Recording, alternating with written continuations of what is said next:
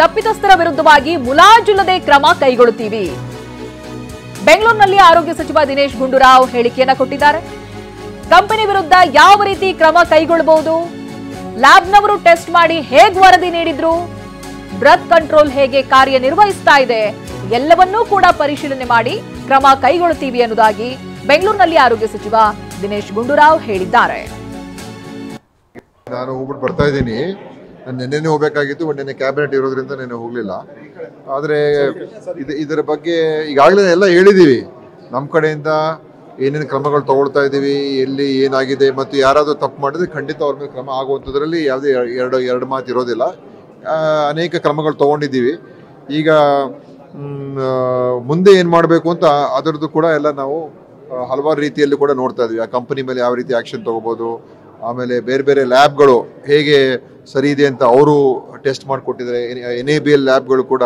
ನಿಮಗೆ ಉಬ್ಬಿದ ರಕ್ತನಾಳ ಅಂದ್ರೆ varicose veins ಸಮಸ್ಯೆ ಇದ್ದಲ್ಲಿ ಫ್ರೀ ಡಾಪ್ಲರ್ ಸ್ಕ್ಯಾನಿಂಗ್ಗಾಗಿ ಹಿಂದೆ ಭೇಟಿ ಕೊಡಿ ಏವಿಸ್ ಆಸ್ಪತ್ರೆಗೆ. ನಮಗೆ ವರದಿ ಕೊಟ್ಟಾಗ ಎಲ್ಲ ಕರೆಕ್ಟ್ ಆಗಿದೆ ಅಂತ ಅವ್ರು ಹೆಂಗೆ ಕೊಟ್ಟರು ಮತ್ತು ನಮ್ಮ ಡ್ರಗ್ ಕಂಟ್ರೋಲ್ ಲ್ಯಾಬ್ ಅವರು ಯಾವ ರೀತಿ ನಿರ್ವಹಣೆ ಮಾಡ್ತಾ ಇದ್ದಾರೆ, ಇದೆಲ್ಲವನ್ನು ಕೂಡ ನಾವು ನೋಡಬೇಕಾಗ್ತದೆ. ಮತ್ತು ಇದರ ಬಗ್ಗೆ ಎನ್ಕ್ವೈರಿ ಕೂಡ ನಮ್ಮ ಡೆವಲಪ್ಮೆಂಟ್ ಕಮಿಷನರ್ ಮಾಡ್ತಾ ಇದ್ದಾರೆ.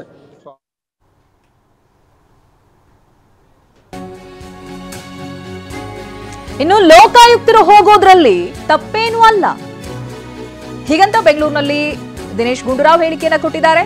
ಸತ್ಯಾಂಶ ಹೊರಬರಬೇಕು ಅನ್ನೋದು ನಮ್ಮ ಆಶಯ. ಲೋಕಾಯುಕ್ತರು ಹೋಗಿ ಪರಿಶೀಲನೆ ಮಾಡ್ಲಿ, ವ್ಯವಸ್ಥೆ ಸರಿ ಹೋಗಬೇಕು ಅಂತ ಹೇಳಿದ್ದಾರೆ. ಇಲ್ಲದೇ ಇದ್ರೆ ಇದು ಹಾಗೇನೆ ಮುಂದುವರಿಯುತ್ತೆ ಅನ್ನೋದಾಗಿ ದಿನೇಶ್ ಗುಂಡೂರಾವ್ ಅಭಿಪ್ರಾಯ ಪಟ್ಟಿದ್ದಾರೆ.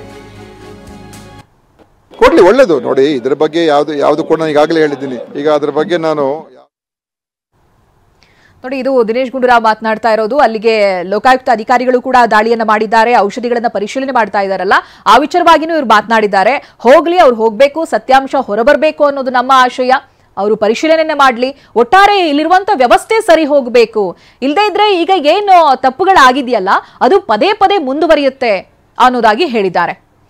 ಈ ಬಗ್ಗೆ ಡೀಟೇಲ್ಸ್ ಅನ್ನ ಪಡೆದುಕೊಳ್ತಾ ಹೋಗ್ತೀನಿ. ಪ್ರತಿನಿಧಿ ವಿನಾಯಕ್ ಲೈವ್ ನಲ್ಲಿ ಜಾಯ್ನ್ ಆಗ್ತಾ ಇದ್ದಾರೆ. ವಿನಾಯಕ್, ಇದು ತನಿಖೆ ಮತ್ತೊಂದು ಹಂತಕ್ಕೆ ಹೋಗ್ತಾ ಇದೆ. ಲೋಕಾಯುಕ್ತ ಅಧಿಕಾರಿಗಳು ಕೂಡ ಬಿಮ್ಸ್ ಆಸ್ಪತ್ರೆಯ ಆವರಣಕ್ಕೆ ಬಂದಿದ್ದಾರೆ, ಪರಿಶೀಲನೆ ನಡೆಸ್ತಾ ಇದ್ದಾರೆ ಅನ್ನುವಂಥದ್ದು ಗೊತ್ತಾಗ್ತಾ ಇದೆ. ಏನೇನು ಅಪ್ಡೇಟ್ ಸಿಗ್ತಾ ಇದೆ ವಿನಾಯಕ್?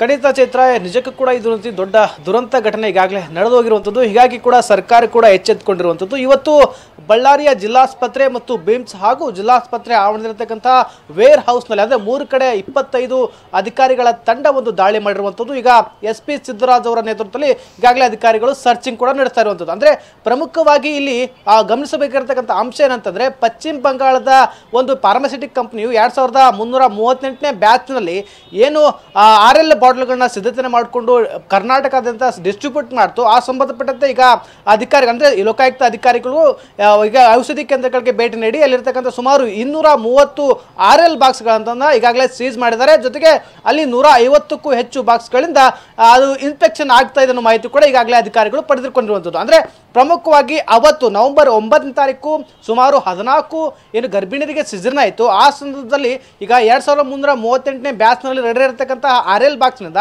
ಯಾವ್ಯಾವ ಗರ್ಭಿಣಿಯರಿಗೆ ಇದನ್ನ ಇಂಜೆಕ್ಟ್ ಮಾಡಲಾಗಿದೆ, ಯಾರ್ಯಾರಿಗೆ ಕೊಡಲಾಗಿದೆ ಅನ್ನೋದು ಕೂಡ ಮಾಹಿತಿಯನ್ನು ಪಡ್ಕೊಳ್ತಾ ಇದ್ದಾರೆ.